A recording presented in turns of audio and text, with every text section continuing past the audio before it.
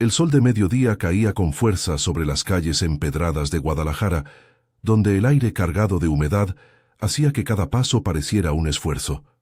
María y José caminaban de la mano por el mercado de San Juan de Dios, rodeados del bullicio de vendedores que pregonaban frutas frescas y artesanías. Era un sábado como cualquier otro, pero para ellos cada salida era un recordatorio de lo que habían perdido. Habían pasado 3 años desde que su hija, Ana, se había mudado a la Ciudad de México con su prometido, y el silencio entre ellos se había convertido en un abismo. María, con sus 58 años a cuestas, ajustó el rebozo sobre sus hombros mientras observaba un puesto de tamales humeantes.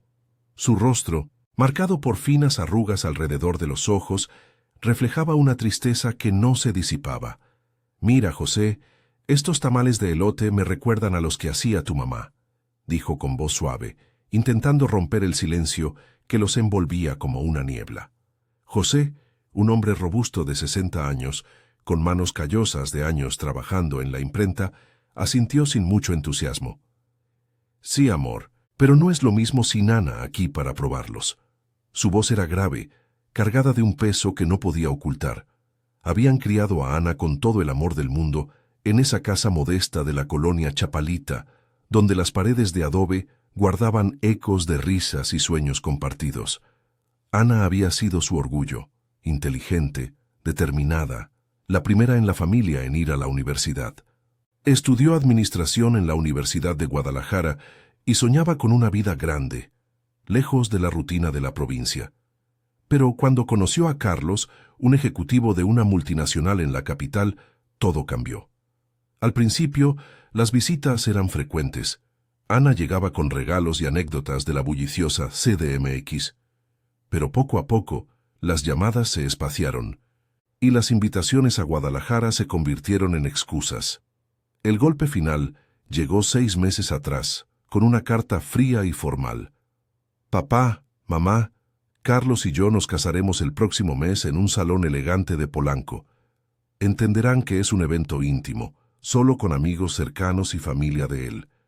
No queremos complicaciones, los quiero, pero es lo mejor así». María había llorado esa noche hasta que le dolió el pecho, mientras José golpeaba la mesa con el puño, murmurando maldiciones contra el destino. ¿Qué hicimos mal? ¿Por qué nos excluye como si fuéramos extraños? Desde entonces, la casa se sentía vacía.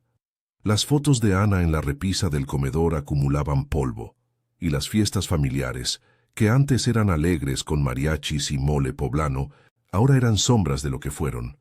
Los vecinos chismeaban. Pobre María, su hija la cambió por un ricachón. José intentaba consolarla trabajando más horas, pero la rabia lo carcomía por dentro. Él, que siempre había sido el pilar fuerte, ahora se despertaba con insomnio, reviviendo recuerdos de cuando Ana era niña y corría por el patio persiguiendo gallinas. Esa tarde, mientras volvían a casa con una bolsa de compras ligera, el teléfono de María vibró en su bolsillo. Era un número desconocido, con prefijo de la Ciudad de México. Su corazón latió con fuerza. «¿Sería Ana?», contestó con manos temblorosas. «Hola, mamá, soy yo». La voz de Ana sonaba agitada, entrecortada por el ruido de fondo, bocinas y voces lejanas. «Necesito hablar contigo y con papá. Es sobre la boda, Ana». Algo salió mal. María se detuvo en seco, atrayendo miradas curiosas de los transeúntes. José se acercó, frunciendo el ceño. «¿Qué pasa, hija? ¿Estás bien?» Ana respiró hondo al otro lado de la línea. «No, no estoy bien. Carlos, él canceló todo a última hora. Dijo que no estaba listo, que necesitaba espacio. La ceremonia era mañana, y ahora estoy aquí sola en el hotel, con todo el mundo esperando explicaciones. Mamá, no sé qué hacer, vengan, por favor, no puedo con esto». El mundo de María se tambaleó. La hija que los había apartado, ahora los necesitaba. «¿Ir? ¿A la boda que ni siquiera nos invitaste?», pensó, pero las palabras no salieron. En cambio miró a José, cuyos ojos se endurecieron con una mezcla de ira y preocupación paternal. «Hija, ¿dónde estás exactamente? Vamos para allá ahora mismo», dijo José tomando el control. Ana dio detalles. El Hotel Presidente Intercontinental, en la zona de las Lomas. Gracias, papá. No se lo digan a nadie. Solo, apúrense. Colgaron, y el silencio entre María y José se rompió con una urgencia palpable. Corrieron a casa, donde el sol poniente teñía el cielo de naranja sobre los techos de teja. María empacó una maleta con ropa sencilla, un vestido floreado para ella, camisa y pantalón para él. José, ¿crees que sea una trampa? ¿Y si solo nos quiere para cubrir apariencias? Él sacudió la cabeza mientras cerraba la puerta. No importa, es nuestra hija. Si está sufriendo, vamos. Punto. Tomaron el autobús nocturno hacia la capital, un viaje de 5 horas que se sintió eterno. María apoyó la cabeza en el hombro de José, el traqueteo del motor acompañando sus pensamientos revueltos. Recordó la última vez que vieron a Ana, en Navidad, 2 años atrás, cuando ella llegó con Carlos, un hombre alto y engreído que apenas les dirigió la palabra. Él hablaba de inversiones y viajes a Europa, mientras Ana evitaba sus ojos, como si se avergonzara de sus raíces. Nosotros no encajamos en su mundo nuevo, había dicho María después, y José había sentido herido en su orgullo. Al amanecer, el skyline de la Ciudad de México los recibió con su caos organizado, rascacielos relucientes contrastando con el smog matutino. Bajaron en la terminal del norte y tomaron un taxi hacia el hotel. El tráfico era infernal, autos pitando, vendedores ambulantes ofreciendo chicles por las ventanas. María apretaba la mano de José, su ansiedad creciendo. ¿Y si llegamos tarde? ¿Y si ya es demasiado tarde para todo? Llegaron al lobby del hotel pasadas las 9 de la mañana. El lugar exudaba lujo, mármol pulido, flores exóticas en jarrones y un aroma a café gourmet. María se sintió fuera de lugar con su rebozo y zapatos gastados, pero José la tomó del brazo con firmeza. Preguntaron por Ana en recepción, y el conserje, con una sonrisa profesional, los dirigió al piso 15. Subieron en el ascensor, el corazón latiéndoles en los oídos. La puerta de la suite se abrió antes de que tocaran. Ana apareció pálida y desaliñada, con el maquillaje corrido y el vestido de novia a medio poner sobre una silla. Sus ojos, hinchados por el llanto, se llenaron de lágrimas al verlos. «Mamá, papá, lo siento tanto». Se abrazaron en un torbellino de emociones, el aroma de jazmín del ramo marchito flotando en el aire. Pero detrás de Ana, en la habitación, yacía un secreto que ninguno esperaba. La verdad sobre Carlos y el desastre que había desatado esa mañana fatídica. El sol de la mañana se filtraba a través de las cortinas entreabiertas de la suite, proyectando rayos dorados sobre el suelo alfombrado y el caos que reinaba en la habitación. El aire estaba cargado de un olor a perfume rancio, mezclado con el café frío de una bandeja abandonada en la mesita. Ana se aferró a María con fuerza, sollozando contra su hombro, mientras José cerraba la puerta con cuidado, como si temiera romper el frágil equilibrio de ese reencuentro. Sus ojos, acostumbrados a la humildad de su casa en Guadalajara, recorrieron el espacio. Un sofá de cuero blanco, un minibar reluciente y en la esquina una maleta abierta con el traje de novio de Carlos arrugado como un trapo olvidado. «Mi niña, ¿qué pasó? Cuéntanos todo», murmuró María, apartándose lo justo para acariciar el rostro de Ana. Sus manos, ásperas por años de lavar ropa y cocinar en fogón, contrastaban con la piel suave de su hija, ahora marcada por ojeras profundas. Ana, de 30 años, con el cabello castaño revuelto y un camisón de seda que parecía fuera de lugar en su cuerpo tembloroso, se dejó caer en el sofá. «Es Carlos. Él no vino. Anoche discutimos por última vez. Dijo que no podía casarse, que yo lo estaba presionando demasiado, que su familia no aprobaba del todo porque soy de provincia, mamá. Como si yo fuera una carga». José se sentó al otro lado, su expresión endureciéndose como el basalto de las montañas que rodeaban Guadalajara. El tráfico de la Ciudad de México retumbaba lejano desde la ventana, un recordatorio del pulso incesante de esa metrópolis que devoraba sueños. «¿Y por qué no nos dijiste nada antes? Te mandamos mensajes, te llamamos, y tú con tus excusas. Ahora vienes arrastrándonos hasta aquí para limpiar tu desastre. Su voz era ronca, teñida de resentimiento acumulado, pero extendió una mano para tomarla de Ana, un gesto instintivo de padre que no podía negar. Ana bajó la mirada, jugueteando con el anillo de compromiso que aún llevaba en el dedo, un diamante que brillaba con frialdad bajo la luz. Lo sé, papá, fui una idiota.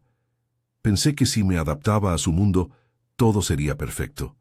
Carlos me prometió una vida de lujo, cenas en restaurantes caros, viajes a Cancún, una casa en las lomas. Pero poco a poco me alejó de todo lo que era mío. De ustedes, de la familia, de las tradiciones. Me dijo que no encajaba en sus círculos, que mis historias de Guadalajara lo avergonzaban delante de sus amigos ejecutivos. Las lágrimas rodaron por sus mejillas, y María sintió un nudo en la garganta, recordando las noches en que rezaba porque Ana no se perdiera en esa vorágine capitalina. Fuera, el cielo de México se nublaba con nubes grises que amenazaban lluvia, el smog amortiguando los picos de los edificios cercanos. El hotel, enclavado en la zona residencial de las lomas de Chapultepec, parecía un oasis de opulencia en medio del ajetreo, pero para María era una jaula dorada. Hija, el amor no es eso. No es rechazar a tu sangre por impresionar a extraños. ¿Y ahora qué? La boda era hoy, ¿verdad? ¿Qué le vas a decir a la gente? María se levantó, caminando hacia la ventana para abrirla un poco. El aire fresco, aunque contaminado, aliviaba la tensión en su pecho. Ana se incorporó, secándose el rostro con el dorso de la mano. La ceremonia estaba programada para las 11 en el jardín del hotel. Invité a sus amigos, a sus padres. Todos llegarán en unas horas. El salón ya está decorado con flores blancas y luces. El banquete pagado. Si cancelo, seré la burla de todos. Carlos se fue anoche al aeropuerto.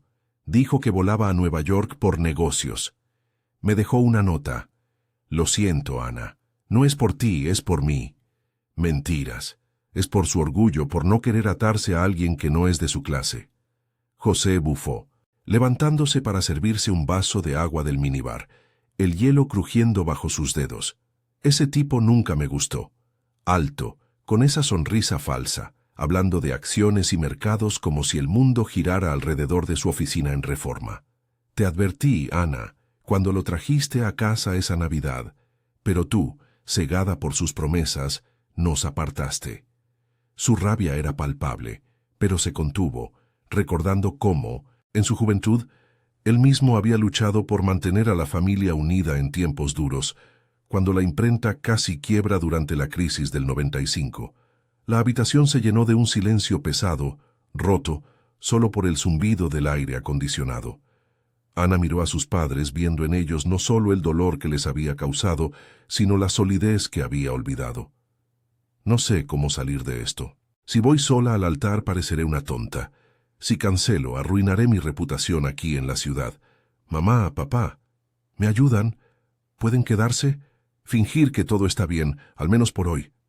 Sus palabras eran una súplica, vulnerable como la niña que una vez corrió por las calles de Chapalita pidiendo helados de garrafa. María se acercó, arrodillándose frente a ella, sus rodillas protestando por la edad. Ayudarte sí, pero no fingiendo. Vamos a enfrentar esto de frente, como familia. Llama al organizador, di la verdad a medias, que hubo un imprevisto, pero que la celebración sigue. Invítanos a nosotros como parte de la familia, no como invitados de última hora. José asintió, su expresión suavizándose. Y si ese Carlos regresa, le diré unas cuantas verdades tapatías. Nadie lastima a mi hija y se va de rositas. Ana dudó, pero el calor de sus abrazos la convenció. Tomó el teléfono, marcando con dedos temblorosos. Mientras hablaba con el coordinador de eventos, explicando que la novia procedería sola pero con apoyo familiar, María y José intercambiaron una mirada. El resentimiento aún ardía, pero debajo latía el amor inquebrantable. Afuera, las primeras gotas de lluvia salpicaron el vidrio, un chaparrón típico de la temporada que lavaría las calles atestadas. En ese momento, Ana sintió un atisbo de alivio. Por primera vez en años, no estaba sola en la tormenta. Sin embargo, mientras colgaba el teléfono y se ponía de pie para vestirse, un golpe en la puerta los interrumpió. Era el conserje con una expresión grave. «Señora Ana, hay un señor abajo que insiste en verla. Dice que es Carlos y trae compañía». El corazón de Ana se aceleró y el de María latió con fuerza. El desastre no había terminado. Acababa de complicarse. José se puso de pie, listo para confrontar lo que viniera, mientras la lluvia arreciaba, ahogando los sonidos de la ciudad en un rugido ensordecedor. La lluvia golpeaba con furia las ventanas del hotel, convirtiendo el skyline de las lomas en un borrón grisáceo, mientras el trueno retumbaba como un eco de la tormenta que bullía en la suite.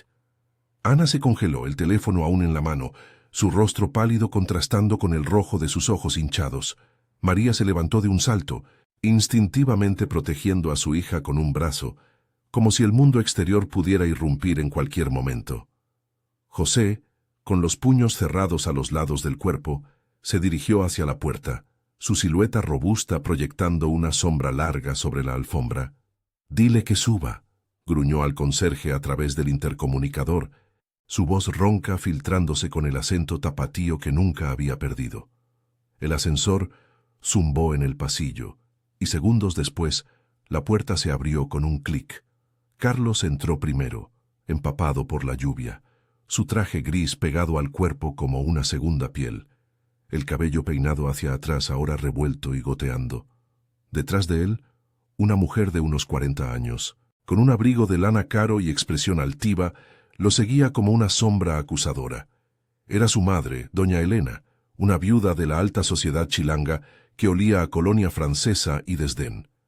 «Ana, tenemos que hablar», dijo Carlos, su voz temblorosa pero fingiendo autoridad, mientras cerraba la puerta tras de sí. Sus ojos evitaron a María y José, como si fueran muebles en la habitación. Ana retrocedió un paso, el camisón de seda arrugándose contra sus piernas. «¿Hablar? ¿Después de huir anoche como un cobarde? ¿Y traes a tu mamá para qué? ¿Para que me humille más?» Su tono era afilado, cargado de la rabia que había fermentado durante la noche en vela, pero debajo latía el miedo de una mujer que se sentía expuesta ante el abismo. María, con el rebozo ajustado sobre el pecho, se interpuso, sus ojos castaños clavados en Carlos. «Joven, ¿qué clase de hombre deja a su novia a un día de la boda? Y ahora vienes con excusas, ¿verdad? Siéntate y explica, porque esto no se resuelve con miradas». Doña Elena soltó un bufido, quitándose el abrigo y colgándolo en el perchero, como si el lugar le perteneciera. «Esto es un asunto familiar, señora. No necesitamos interferencias de provincia». Su voz era cortante, con ese deje de Polanco que juzgaba todo lo que no brillaba. José dio un paso adelante, su presencia imponente llenando el espacio. «Familia», dice usted. ¿Y dónde estaba su familia cuando mi hija lloraba sola? Somos los padres de Ana, y si hay algo que decir se dice con respeto, o mejor, se calla. El aire se espesó, el olor a lluvia mezclándose con la tensión, mientras el tráfico lejano pitaba como un coro de impaciencia. Carlos se pasó una mano por la cara, gotas de agua salpicando el suelo. «Mamá, por favor. Ana, lo siento. Anoche. Perdí la cabeza. La presión del trabajo, la boda, todo. Mi madre me convenció de volver. Dice que no puedo tirar 3 años por un berrinche, pero vi el mensaje al organizador. ¿Vas a proceder sola? ¿Con ellos?». Señaló vagamente a María y José, su tono mezclando arrepentimiento y posesividad. Ana rió amargamente, un sonido que cortó el silencio como un vidrio roto. «Sola, sí, porque tú me dejaste sola. Y ellos, mis padres, vinieron corriendo cuando los necesité. Algo que tú nunca hiciste». Doña Elena intervino, su rostro endurecido por años de salones elegantes y juicios sociales. «Hija, escúchame. Carlos es un buen partido. Estable, con conexiones en la empresa. Tú con tu acento y tus costumbres. No encajas en nuestro círculo. Pero si insistes en esta farsa, al menos hazlo bien. Invita a la familia de él. No conviertas esto en una pachanga de pueblo». María sintió la sangre hervir en sus venas. El insulto era un puñetazo al corazón, recordándole las veces que había fregado pisos para pagar la universidad de Ana. «Señora, nuestras costumbres son lo que nos mantiene en pie. No vendemos el alma por un título o un auto lujoso. Si su hijo no valora a mi hija, déjenla ir. Punto». La discusión se enredó en un torbellino de voces. Carlos suplicando una segunda oportunidad. Doña Elena defendiendo el estatus. Ana defendiendo su dignidad recién encontrada. José observaba, su rabia contenida como un volcán dormido, hasta que intervino con calma firme. «Basta. Ana decide. Si quieres volver, Carlos, demuéstralo con hechos, no palabras. Y tú, señora, respeta esta casa. Esta habitación es de mi hija». El peso de sus palabras caló, y por un momento el silencio reinó, roto solo por la lluvia que ahora azotaba las ventanas como lágrimas colectivas. Ana, respirando hondo, miró a sus padres. En sus ojos vio no solo el dolor pasado, sino la fuerza que siempre habían tenido, la de una familia unida por hilos invisibles, tejidos en las calles empedradas de Guadalajara. «No, Carlos, se acabó. Puedes irte con tu mamá y tus excusas. La celebración sigue, pero como una fiesta de renacimiento, para mí y para nosotros». Carlos palideció.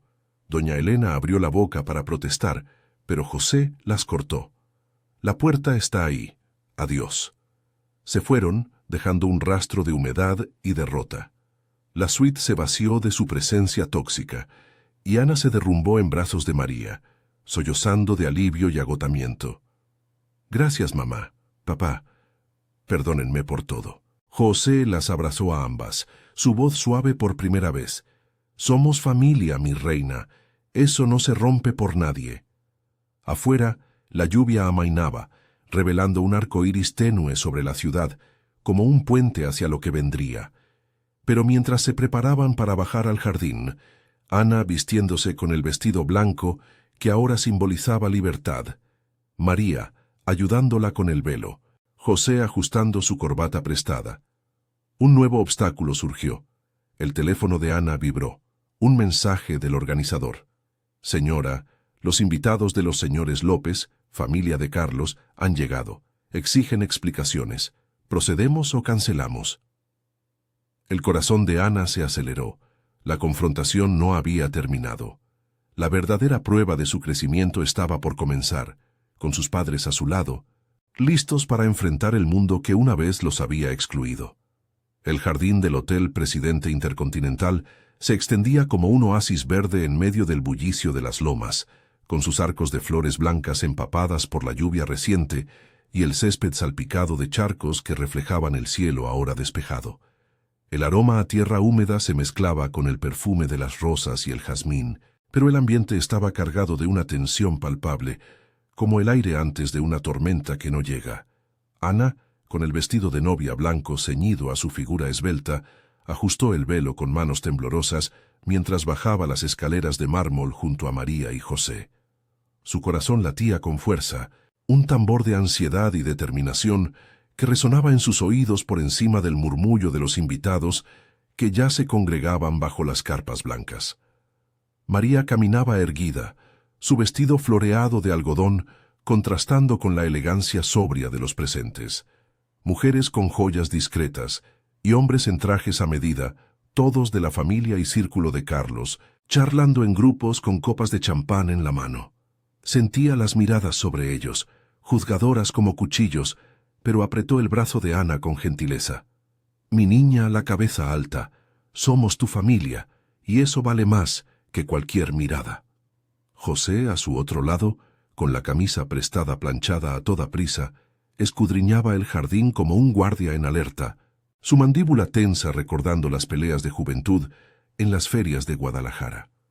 El organizador, un hombre delgado con auricular y expresión profesional, los interceptó cerca del altar improvisado, donde sillas blancas alineadas esperaban a los ausentes. «Señora Ana, los López están furiosos. Llegaron hace 10 minutos y preguntan por Carlos. Dicen que si no hay explicación, se van y arman un escándalo en redes. ¿Qué hago?». Ana tragó saliva, el velo rozando su piel como un recordatorio de lo que había sido y ya no era.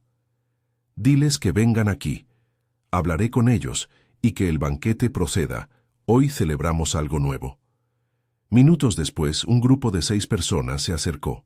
Doña Elena al frente, flanqueada por 2 hermanos de Carlos, hombres altos y serios, con relojes caros que brillaban bajo el sol emergente, y sus esposas, que susurraban entre sí. El resto de los invitados observaban desde lejos, el zumbido de conversaciones bajando a un silencio expectante. «Ana, ¿dónde está mi hijo? ¿Esto es una broma?», espetó doña Elena, su voz cortante como el filo de un cuchillo, ignorando deliberadamente a María y José. Sus ojos, enmarcados por gafas de diseñador, barrieron el vestido de Ana con desdén. «Llegamos por él, no por esta farsa». Ana dio un paso adelante, sintiendo el calor de la mano de su madre en su espalda, un ancla en el mar de hostilidad.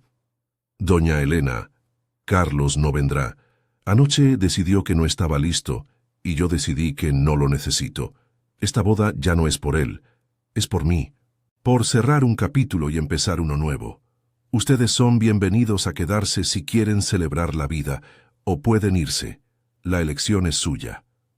Sus palabras salieron firmes, aunque el pulso en su garganta traicionaba el miedo. Por primera vez, no se achicaba ante esa mujer que representaba todo lo que había intentado ser, la perfección superficial de la alta sociedad chilanga. Uno de los hermanos de Carlos, un tipo fornido llamado Miguel, soltó una risa incrédula, cruzando los brazos. «Estás loca, Ana. Mi hermano te da estabilidad, un futuro. ¿Y ahora qué? ¿Vas a volver a tu pueblito con estos? Sin ofender, pero no encajan aquí». Señaló vagamente a José, quien sintió la sangre subirle al rostro, pero María intervino antes de que explotara. «No es un pueblito, joven, es Guadalajara, donde criamos a Ana con valores que duran más que un contrato de oficina. Si su hermano no la valoró, déjenla ir. El orgullo no se come, y menos se hereda». Doña Elena palideció, su compostura resquebrajándose como el yeso viejo. «¿Valores? ¿Llamas valores a rechazar oportunidades?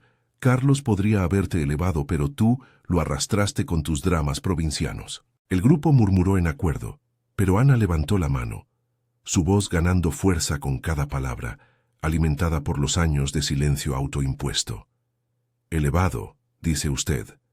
Me hundió, doña Elena. Me hizo odiar mis raíces, mis padres, mi acento. Pero ellos vinieron cuando usted y su hijo no lo hicieron. Miren alrededor, este jardín, estas flores, el sol que sale después de la lluvia. Nada de eso vale si no hay amor real. Carlos eligió su orgullo. Yo elijo mi familia». José, que había permanecido callado, dio un paso al frente, su voz grave y mesurada cortando el aire como un machete. «Señora, con todo respeto, su hijo lastimó a mi hija. Si viene arrastrándose después, que lo haga solo. Pero hoy este es nuestro día. Si no les gusta, la salida está por allá». Apuntó hacia la verja del jardín, donde el tráfico de la Ciudad de México rugía de nuevo, indiferente a los dramas humanos. El grupo se removió incómodo. Las esposas intercambiaron miradas, y Miguel balbuceó algo sobre hablar con Carlos, pero doña Elena, con los labios apretados, giró sobre sus talones. «Vámonos, esto es una vergüenza». Se alejaron en tropel, dejando un vacío que los demás invitados llenaron con aplausos tímidos al principio, luego más entusiastas, como si el coraje de Ana hubiera liberado algo en el aire. El banquete comenzó bajo el sol tibio, con mesas cargadas de platillos refinados, tacos de autor, ensaladas orgánicas y postres de chocolate amargo que contrastaban con los recuerdos de mole casero de María. Pero Ana, rodeada de los pocos amigos suyos que habían llegado, jóvenes profesionales que la miraban con admiración renovada, transformó el evento. Pidió mariachis en lugar de la banda clásica, y pronto el jardín resonó con Cielito Lindo, haciendo que incluso los invitados neutrales sonrieran. María bailó con José un vals torpe pero sincero, sus risas rompiendo el hielo de años de dolor. «Mira, amor, nuestra niña brilla más que nunca», susurró ella, mientras Ana, con el velo suelto como una corona, abrazaba a sus padres en el centro del jardín. Horas después, cuando el sol se ponía tiñendo el cielo de rosas y naranjas sobre los edificios lejanos, Ana se sentó con ellos en una mesa apartada, el vestido ahora salpicado de confeti improvisado. Papá, mamá, no sé cómo agradecerles. Pensé que los había perdido para siempre. José tomó su mano, callosa contra la suya suave. Nunca nos perdiste, hija. Solo te distraíste. Ahora volvamos a casa, a Chapalita, donde todo empezó. Allí reconstruimos, paso a paso. María asintió, lágrimas de alegría en los ojos. Y yo te haré tamales de elote, como los de la abuela. Nada de hoteles lujosos. Lo nuestro es mejor. El viaje de regreso en autobús esa noche fue diferente. No de urgencia, sino de paz. La Ciudad de México se desvanecía en el retrovisor, su caos un capítulo cerrado, mientras Guadalajara los esperaba con sus luces cálidas y sus calles empedradas. Ana apoyó la cabeza en el hombro de su madre, sintiendo por primera vez en años el peso ligero de la pertenencia. La familia, probada por la tormenta, emergía más fuerte, unida en el simple milagro de estar juntos, y en el horizonte, el amanecer prometía no más exclusiones, solo puertas abiertas al futuro.